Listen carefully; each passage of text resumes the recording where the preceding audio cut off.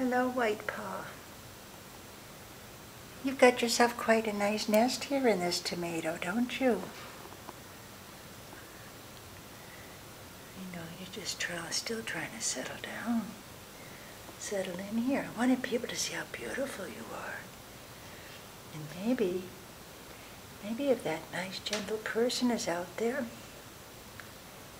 who's going to make you feel all secure and loved, they'll see what a sweetie you are and want to come and take you home with them.